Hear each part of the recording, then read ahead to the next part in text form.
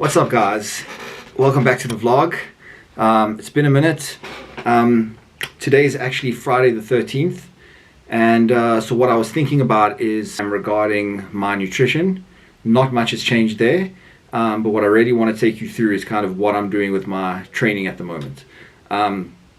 Off season, what I really find is that obviously, although nutrition is important in the off season, the changes that happen are a lot less frequent than what occurs pre-contest. In the off season, typically if you're gaining a small amount of weight each week, kind of 0.5 kilograms or so per week, not much changes. The focus in the off season is less on the nutrition, just because that stays so consistent most of the time.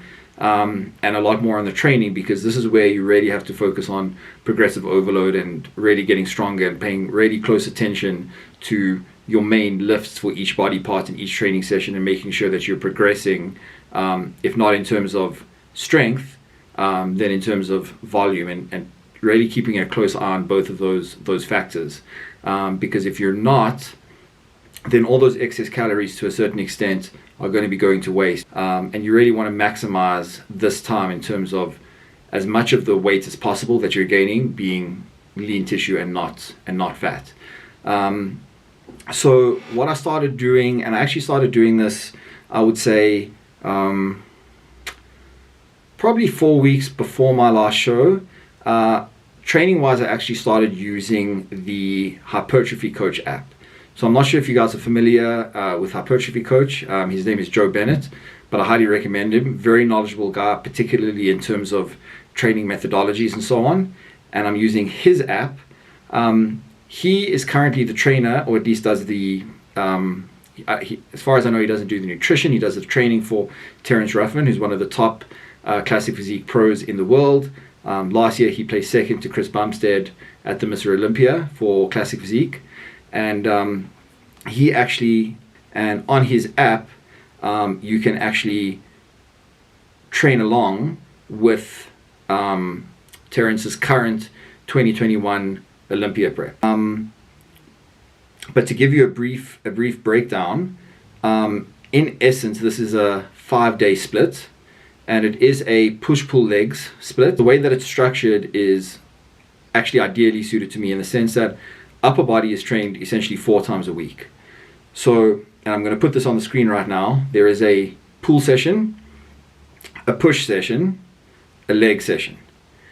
And then following that, there is something which he calls reverse pull, which is essentially, I guess, going backwards, in the sense of your first pull session of the week would be predominantly back, a little bit of rear delts, and a little bit of biceps, where your reverse pull session would be predominantly biceps and rear delts and a little bit of back.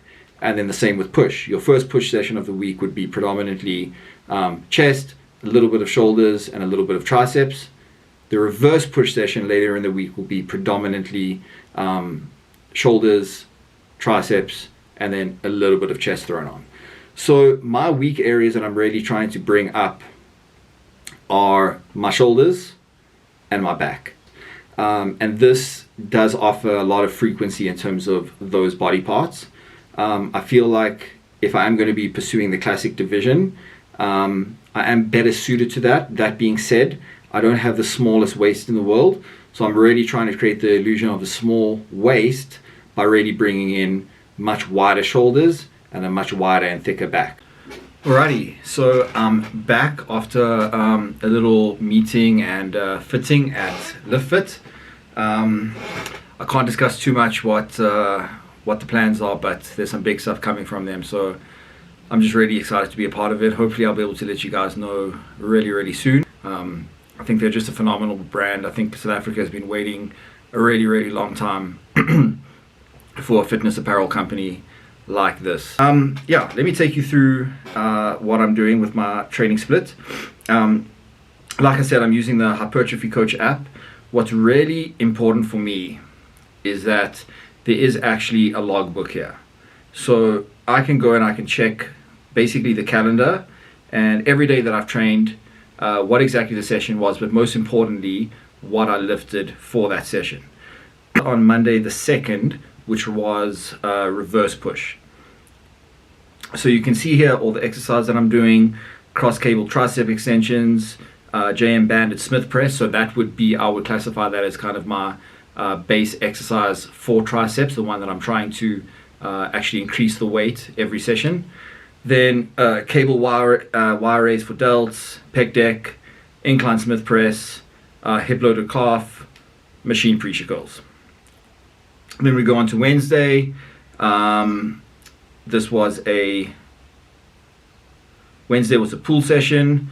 There we've got single arm pull downs, chest supported T-bar row. That would again then be my main baseline exercise for back, where I'm gauging strength increases every time that I go into it. Chest supported machine row, a regular T-bar row, standing cable curls, reverse pec deck, mat crunches, wrist curls. Then we go into Thursday, and on Thursday we have our push session. Push, we're doing incline dumbbell press. That'll be my baseline exercise for chest, where I'm gauging strength increases week to week on that. Roller flies, which is basically a cable fly with a roller behind your back to basically just help with scapular retraction. Incline barbell press, cuff laterals, rope cable extensions for triceps, and standing calf. Then on Saturday we have our leg day. There we have our seated leg curls, which I'm using as my baseline exercises for hamstrings. It's listed here as pendulum squat, but obviously because I don't have a pendulum squat, I'm using the hack squat, lying leg curls, split squats, and then prowler pushes, and I added in an adductor machine. Then on the 10th, you can see my reverse push session. Yes, then on Monday the 9th, you can see my reverse pull session, which is single arm preacher curls. That'll be my baseline exercises for biceps. Cable hammer curl, cable rear delts, cable row pullovers for back, rack chins, hanging leg. Hey guys, so really quick, what you're about to see here is a few snippets of the leg session that I did over the weekend. It's not the entire session. I was filming myself, so it was hard to get certain angles with exercises. But the main point that I'm trying to get across here with the commentary is the style of training that I'm doing. You'll see essentially each exercise only really has 2 working sets. And how do we define a working set? We define a working set by the rate of perceived exertion. So in this program, our working sets are an RPE of 10, which means that you reach complete failure. In the commentary, I'm going to describe to you what technical failure means, which is what we're working towards. So just bear that in mind. So when I say that I only have 2 working sets of an exercise, what that may mean is that, for example, with compound lifts like the hack squats or the first movement of the day, is that I may have 3, 4, 5, maybe even 6 sets before that, warming up and priming the muscle for the movement. But I'm only taking 2 sets, the 2 final sets, to complete failure. So just bear that in mind when you see these clips. Alright guys, so this is one of my first warm-up sets or feeder sets for the hack squat. The goal here is not to go to failure. I stop 1 or 2 reps short of failure, making sure that my form is ideal, full knee flexion, hamstrings touching the calves, but I'm not going to failure. I'm just preparing for my top set, which you'll see coming up. In the second clip now, this is a set right before my top set of the day. So here we're doing about 120 kilograms. Again, not going to failure. I might only do 4 to 6 reps here, even though the goal for the top set is 8 to 10 reps. And again, you can see emphasizing form over anything else. Just trying to drive blood into the muscle and making sure that I'm primed for my top set of the day. Alright guys, so this is my top set for the day, 150 kilograms. Maintaining perfect form, still having the hamstrings touch the calves. What I'm trying to do is reach what we call technical failure. So that's not actually hitting a point where you can't get the weight back up, but a point where you cannot do another rep with perfect form. So you can see I'm already starting to struggle here. I reset myself, and probably pump out another 2 or 3 reps. So here I think is my last one, up, and at this point one more, and here I feel like the next rep would be deteriorating form, so I call it a day there.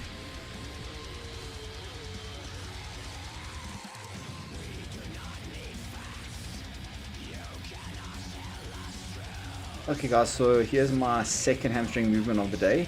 I wasn't able to capture my first, but I just wanted to show you what this premise would look like on a hamstring movement. So this is actually my top set right here. You can see that's rep 6, 7, and here it starts getting a little bit tough. There you see I'm not getting a full range of motion quite yet. One more, I can only get it up halfway. So we call it quits there. You could obviously extend the set by adding in partials, but at this point in this mesocycle, we're not using those kind of intensity techniques yet. What we're doing right now is just going to complete technical failure for 2 top sets.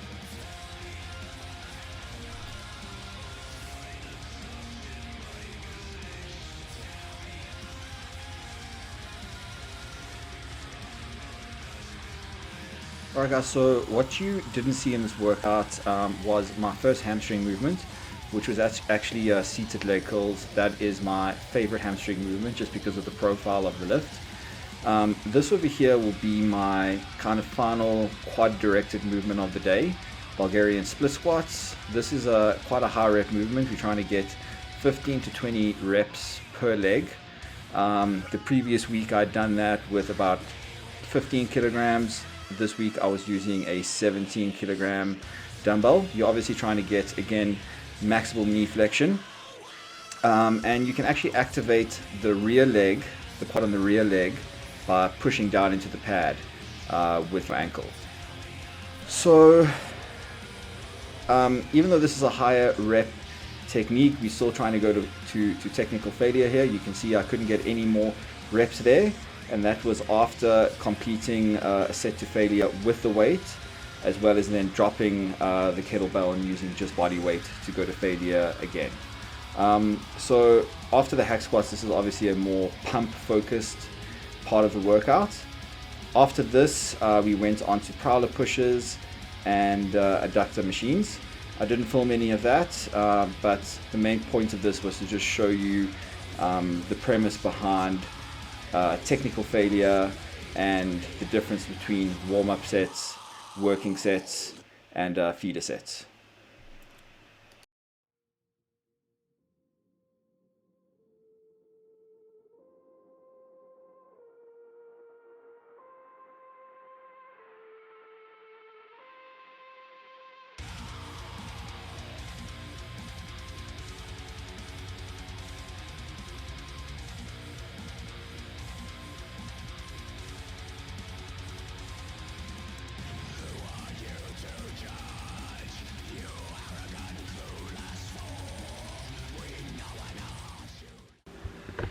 Hey, what's up guys? Welcome back.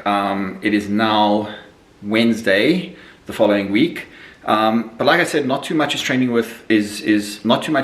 as far as nutrition is concerned in terms of constant changes to calories on a weekly basis, but I am definitely trying to mix up the kind of food I'm eating and just get in a little bit more variety.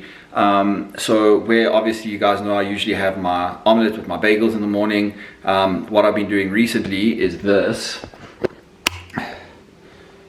which is some French toast. I make this with around about half a cup of egg whites, a whole egg, 5 slices of just regular white bread, and then I've put on 30 grams of cheddar cheese, which is again quite different to me because I usually have mozzarella because it's lower fat, but my fat is up to like 80 grams a day now, so I've switched to cheddar. And then what I'm having today with this is the chocolate fudge cake Skinny Food Co syrup. So I know that sounds a bit weird. You guys probably think I'm gross having this with cheese, but I do like the mix of sweet and savory. Good amount. So as far as the syrup is concerned from Skinny Food Co, I think I've had about 3 of them. I've had the white chocolate raspberry, That's really good. I like it with the French toast. I usually have some berries on top of this. When then I'll have the white chocolate raspberry because it kind of complements each other. And I've tried the red velvet cake and the cookies and cream. Out of all of those, I'd say probably the cookies and cream is my favorite. That's a good like 8 out of 10.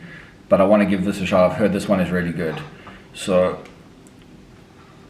I don't know how it's going to taste with the cheese. I might regret my decision.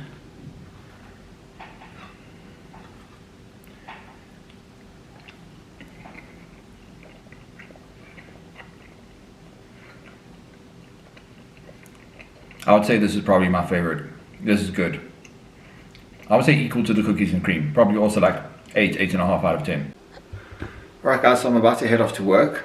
But just to give you an idea of what I was speaking about earlier in terms of the new kinds of food that I'm including in my diet now that I'm on much higher calories. These are two pretty good examples over here. So these are one of the things I'm including in terms of my protein intake. This is actually pre-cooked, so this is ready to eat, so very convenient as well. In terms of the macros on here, the whole box, 100 gram serving, focus, is only 21 grams of protein, 1 grams of carbohydrates, and 2.7 grams of fat. So very macro friendly there. And this over here looks very, very decadent. These are cinnamon buns. And if you know anything about me, I'm a huge fan of anything cinnamon related. But surprisingly, these are quite macro friendly as well. You can see the macros on here per bun is 2 grams of protein, 24 grams of carbs, and only 3 grams of fat. So that's actually a very, very easy way to get in some extra carbohydrates. I'm currently on 500 grams a day, so it can sometimes be a bit of a strain on the digestive system to be taking in that many carbs from traditional sources like rice and cream of rice and oats and so on. So to find it in just kind of very easy to get down forms of carbs that are low in fat is actually quite ideal. Lunch today that I've already packed is actually pretty basic. You can see here this is kind of typical bodybuilder meal, 240 grams of white rice, 120 grams of chicken, and then some peas thrown in there. And then of course using my favorite sweet and sour sauce from Skinny Food Co. This is my #1 rated product of theirs so far that I've tried. So very happy with that. And then obviously I've just packed in some Blackjack pre-workout to actually give my colleague Garth, because he uses this and he's out at the moment. So alright guys, so I've taken you through some changes with regards to my training primarily, some stuff with regards to my nutrition. So on this Friday morning I thought I would end off showing you some minor changes that I've made to my supplementation. As you remember, I was using the TNT Reload as my intra workout. That contains Vitago. Like I explained, when I'm taking high amounts of carbohydrates during training, I like to go with something that is a high molecular weight, passes through the intestines very quickly, so it doesn't leave any bloating or anything like that. Like I said, Aces Labs is working on an intra workout, and because of that, they were nice enough to give me this over here, which is a 10 kilogram bag of cluster dextrin, which in my opinion is the premium carbohydrate source on the market. So they gave me the whole bag of raw materials, which is pretty crazy. Only taking about 30 grams, 30 to 40 grams per serving. So that's going to probably last me like a good year, which is crazy. And then the only other thing that I've added in is actually a pharmaceutical, which is this over here, glucophage. So glucophage, you'll know generally speaking, is given to people with diabetes, type 2 diabetics, to help to improve insulin sensitivity. Obviously, in terms of a bodybuilding context, when you're in your off season, you're taking very high amounts of carbohydrates. Responding to insulin as efficiently as possible is very, very important.